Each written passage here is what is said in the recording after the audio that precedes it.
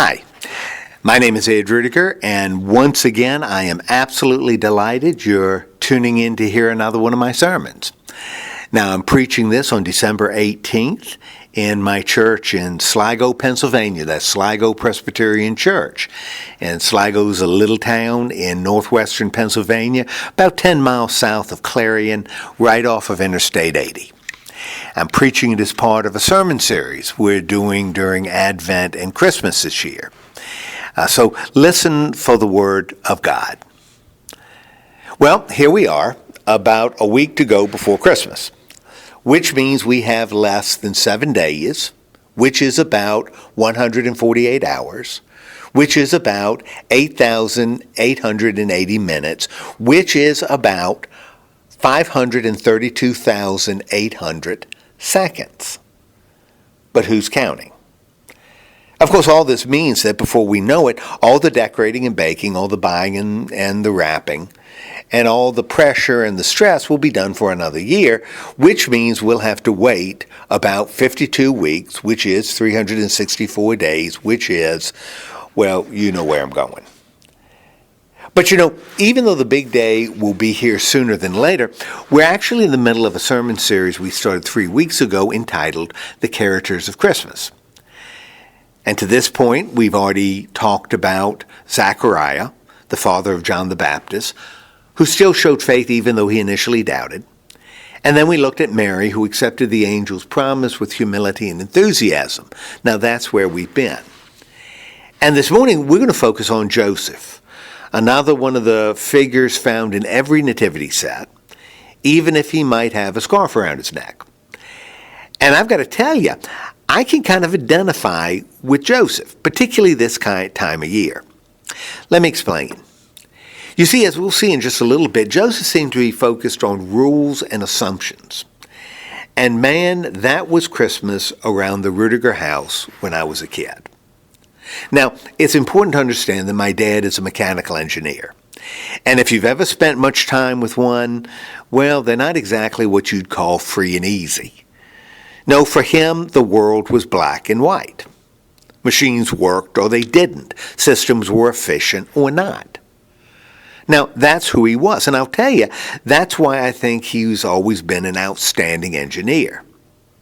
And that was exactly how we approached Christmas. There was a right way to celebrate the holiday. And that way never changed. For example, the live tree was always bought on December 11th, and the trunk was put in a bucket of water so that it could be decorated on December 15th, not 14th or 16th, but 15th, with the following: balls, garland, beads, tinsel, and these great big old hot lights with reflectors behind the bulbs.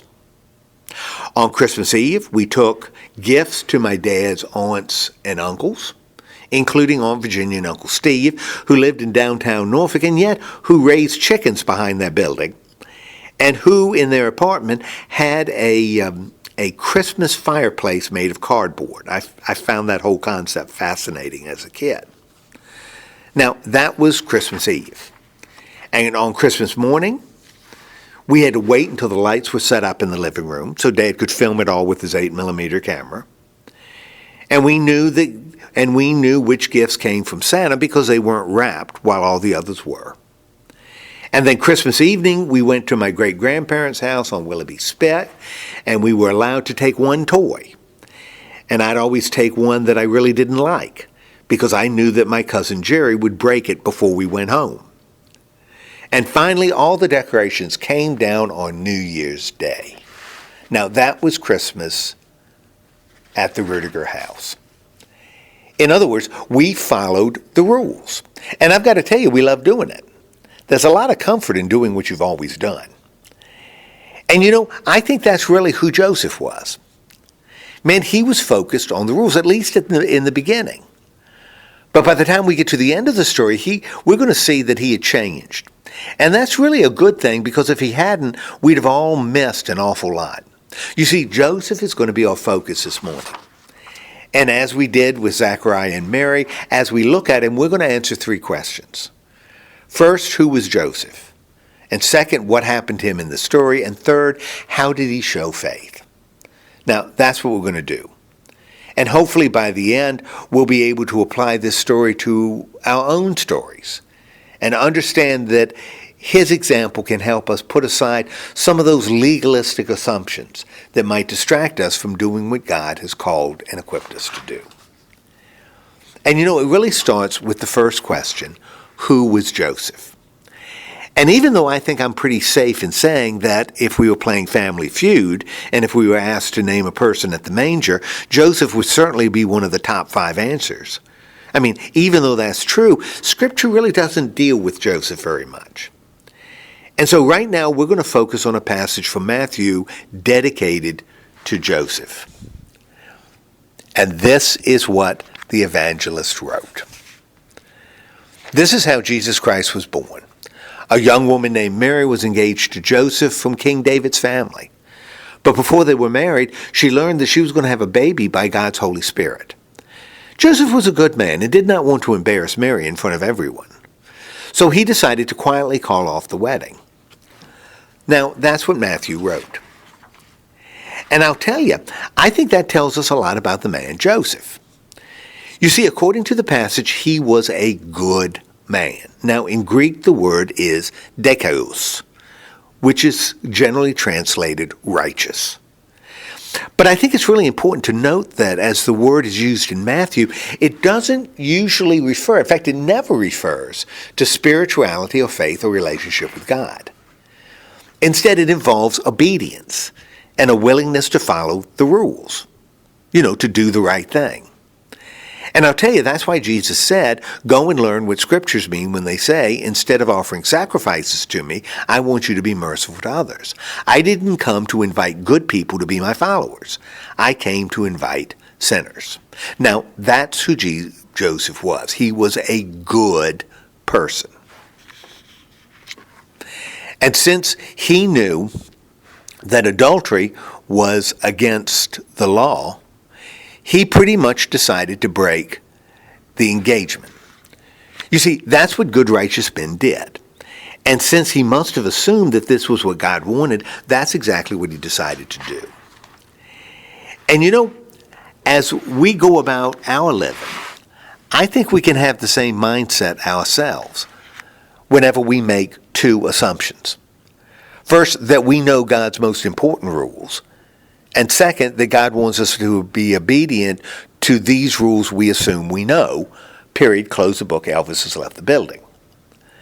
Of course, often the laws we think should be followed fit nicely with the stuff we already believe. Let's get real. We all want to be good, righteous people, don't we? And surely God must share our interpretations and opinions right along with our assumptions and prejudices, right? Therefore, it's really simple. The sins we don't like, he doesn't like either. Am I right? And the same goes for people, correct? I think that's what we often assume. And so we focus on passages that confirm what we think and sort of shove aside those that don't. Now, I believe that's something we all do. And of course, we act on our assumptions because that's what good, righteous people do. And in that way, we're actually a lot like Joseph, because that's exactly who he was. The answer to question number 1. And because of that, for me, the second question is really important. What happened to Joseph? What happened to this good, righteous man who was trying to do what he thought was right? What God wanted him to do. Just listen to what the evangelist Matthew wrote. While Joseph was thinking about this, an angel from the Lord appeared to him in a dream. And the angel said, Joseph, the baby that Mary will have is from the Holy Spirit. Go ahead and marry her. Then after the baby is born, name him Jesus, because he will save his people from their sins. So God's promise came true, just as the prophet had said, a virgin will have a baby boy, and he will be called Emmanuel, which means God is with us. Now, that's what happened when the angel appeared in a dream. But I'll tell you, when you think about it, the angel did more than just make an announcement. You see, he actually challenged Joseph's whole understanding of what was right and wrong, didn't he? I mean, the law was clear. Mary was an adulteress, at least in Joseph's mind. She was a sinner who deserved punishment. And if he didn't break up with her, he'd be accepting responsibility of the child she was carrying. And that would make Joseph guilty too. That's not what good, righteous people did back in the day. Now, that's what he assumed before his head hit the pillow. But then the angel spoke to him, and all of a sudden all those assumptions were challenged, weren't they? I mean, not only was he being asked to accept a bizarre story about the Holy Spirit, but he was told to actually name the baby. Something that would not only suggest to his community, his family and friends, that he condoned Mary's obvious lax moral values, or they'd been doing something on the side. It would also involve taking legal responsibility for the child. You see, the baby would be Joseph's son, part of Joseph's family, even though Joseph knew that he wasn't. I'm telling you, the angel challenged the very foundation of what Joseph believed. What about goodness and righteousness? And I'll tell you, I think there are times when God does the same thing to us. You see, even though I believe some of us sincerely try our best to be good and righteous, sometimes our sense of goodness and righteousness is challenged by God himself. For example, as we sort of scour the Bible for specific and detailed rules that good people are supposed to obey, like Joseph, God challenges us when we read that after being asked the most important commandment, Jesus answered, "Love the Lord your God with all your heart, soul, and mind. This is the first and most important commandment. And the second most important commandment is like this one. It is, love others as much as you love yourself. All the law of Moses and the books of the prophet are based on these two commandments." Man, that's a challenge.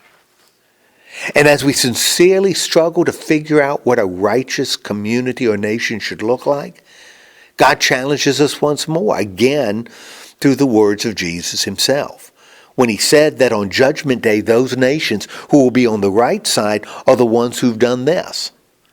When I was hungry, you gave me something to eat. When I was thirsty, you gave me something to drink. When I was a stranger, you welcomed me. When I was naked, you gave me clothes to wear. When I was sick, you took care of me. When I was in jail, you visited me. Whenever you did it for any of my people, no matter how unimportant they seemed, you did it for me. Daggone it. Whether we like it or not, and usually we don't, God still challenges us. Because that's exactly what happened to Joseph. The answer to question number 3. And that really leaves us with our third question. How did Joseph show faith?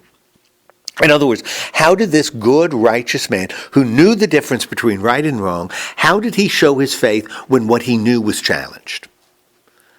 Now, I think we all know. And I think we all know the answer. But listen to what Matthew wrote anyway. After Joseph woke up, he and Mary were soon married, just as the Lord's angel had told him to do. But they did not sleep together before the baby was born. Then Joseph named him Jesus. Now, that's what he did. He decided to trust God. Even though it may have violated values and principles that he believed were true, he decided to trust God. And even though he risked the disapproval of his family and friends and community, he decided to trust God because trust is always a decision. But I want you to notice that it was more than just trust. Joseph also responded by doing exactly what he was told to do. You see, he married Mary, and the baby was born, and Joseph named him Jesus, politically acknowledging that the child was his. Now, that's what Joseph did. And as a result, well, not only did Joseph's son save his people from their sins, he was and still is Emmanuel. Let me explain. Do you remember what the name Emmanuel means? God is with us, right? Well, just listen to the last words that Jesus will say to his disciples. Jesus came to them and said, I have been given all authority in heaven and on earth. Go to the people of all nations and make them my disciples. Baptize them in the name of the Father, the Son, and the Holy Spirit, and teach them to do everything I have told you. And I will be with you always, even until the end of the world. You see, thanks to Joseph's decision and response, through Jesus Christ, God is still with us. That's what he did. And now, well, the pickleball is in our court, isn't it? I mean, even though we may try to be good and righteous, sometimes our sense of goodness and our understanding of righteousness are challenged by God. And at those points, we have to decide. You see, we have to decide whether or not we're willing to look past some of our interpretations and opinions as well as our assumptions and prejudices. And we have to decide whether or not we're going to trust God. And then we have to decide whether or not we're going to respond by doing what God has called and equipped us to do. And we really know what that is, don't we? To love God and our neighbors, that's one. And two, to help those who are often ignored and overlooked, as though we were doing it for Jesus Christ himself. Now, that would seem to be the decision that we're going to have to make. In other words, we need to decide if we're going to trust and respond, because that's how Joseph showed his faith. And that's the answer to the third question. Now, remember how I was telling you about Christmas at the Rudiger house? Well, after I married Debbie, I found that her understanding of Yuletime procedures, well, they were a little different than mine. And I'll tell you, it didn't help when I told her that I didn't make the rules, I just followed them. No, I had to shift some of my obsessive tendencies to other things. And although that was difficult, it was a cakewalk when compared to what happened after I found out that back in the 90s, Mom and Dad had bought an artificial tree that they set up after Thanksgiving and took down somewhere in the first week of January. I was crushed what had happened to my dad. But I'll tell you, that should never be the case with us as we're living our Christian lives. You see, even though we might be more like the pre-dream Joseph than we'd like to admit, when some of our values and some of our principles, those who we assume are part and parcel of good, righteous living, are challenged by the Word of God itself, we don't have to be bound to our assumptions. Rather, we can decide to trust God and to respond. Something that, personally, I've taken to heart. I mean, ever since Debbie and I have gotten an artificial tree, I no longer feel the need to put it in a bucket of water 14 days before Christmas anymore. Amen.